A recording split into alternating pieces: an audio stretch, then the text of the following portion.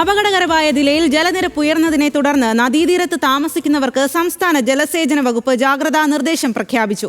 വിവിധ നദികളുടെ തീരത്തുള്ളവർക്ക് orange yellow അലേർട്ടുകളാണ് നൽകിയിരിക്കുന്നത്. യാതൊരു കാരണവശാലും നദികൾ മുറിച്ചു കടക്കുകയോ നദികളിലേക്ക് ഇറങ്ങുകയോ ചെയ്യരുത് എന്ന് ജാഗ്രതാ നിർദ്ദേശത്തിൽ പറയുകയും ചെയ്യുന്നുണ്ട്. കർശനമായ ജാഗ്രതാ നിർദ്ദേശം തന്നെയാണ് നൽകിയിരിക്കുന്നത്. കൂടുതൽ വിവരങ്ങളുമായി മഹേഷ് ചന്ദ്രനാണ് നമുക്കൊപ്പം ചേരുന്നത്.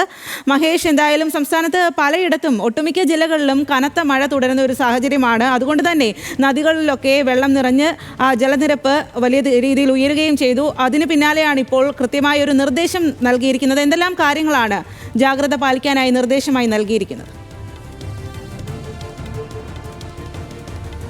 സ്വാതി, കനത്ത മഴയാണ് ഏതാനും മണിക്കൂറുകൾക്ക് മുമ്പ് തന്നെ ഇവിടെ പെയ്തുകൊണ്ടിരിക്കുന്നത്. ഇതിൻ്റെ അടിസ്ഥാനത്തിലാണ് അപകടകരമായ രീതിയിൽ ജലനിരപ്പ് ഉയർന്നിരിക്കുന്നത്.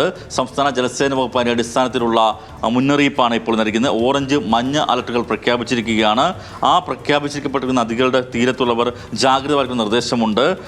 എറണാകുളത്ത് മൂവാറ്റുപുഴ ആറ്, അതുപോലെ തൃശ്ശൂരിൽ മലപ്പുറത്തും ഭാരതപ്പുഴ, പത്തനംതിട്ടയിൽ അച്ചൻകോവിലാർ, കോട്ടയത്ത് മണിമലയാർ, ഇടുക്കിയിൽ തൊടുപുഴ, എറണാകുളത്ത് പെരിയാർ, പാലക്കാട് ഭാരതപ്പുഴ, തൃശ്ശൂർ ചാലക്കുടി, വയനാട്ടിൽ കബനിയാറ്, ഈ നദികളിൽ യാതൊരു കാരണവശാലും ഇറങ്ങാനോ നദി മുറിച്ചു കിടക്കാനോ പാടില്ല എന്നാണ് ഇപ്പോൾ അറിയിച്ചിരിക്കുന്നത്. തീരത്തോട് ചേർന്ന് താമസിക്കുന്നവരെല്ലാം ജാഗ്രത പാലിക്കേണ്ടതാണ്. മാറി താമസിക്കാൻ നിർദ്ദേശം വന്നാൽ ഉടനടി തന്നെ മാറി താമസിക്കാൻ ആൾക്കാർ തയ്യാറാകണം. പ്രളയ സാധ്യത ഉണ്ട് എന്ന് തന്നെയാണ് ഇപ്പോൾ അറിയിച്ചിരിക്കുന്നത്. കേന്ദ്ര ജല കമ്മീഷനും പ്രളയ മുന്നറിയിപ്പ് നൽകിയിട്ടുണ്ട്. അതിനകത്ത് പത്തനംതിട്ട ജില്ലയിൽ പമ്പയാറിൽ ഇത്തരത്തിലേക്ക് പ്രളയ സാധ്യത കാണുന്നു. തൃശ്ശൂർ ജില്ലയിൽ ചാലക്കുടി നദിയിലും കേന്ദ്ര ജല കമ്മീഷൻ മഞ്ഞ അലർട്ട് പ്രഖ്യാപിച്ചിട്ടുണ്ട്. ഇവിടങ്ങളിലൊക്കെ തന്നെയും തീരത്തോട് ചേർന്ന് താമസിക്കുന്നവർ ജാഗ്രത പാലിക്കണം. നദികളിൽ ഇറങ്ങാൻ യാതൊരു കാരണവശാലും പാടില്ല. പലയിടത്തും ഹോസ്റ്റലുകളടക്കം മുങ്ങിയ സാഹചര്യമുണ്ട്. കനത്ത മഴയാണ് കുറച്ച് നേരമായി, മണിക്കൂറുകളായി ഇപ്പോൾ സംസ്ഥാനത്ത് പലയിടത്തും പെയ്തുകൊണ്ടിരിക്കുന്നത്. സ്വാതി.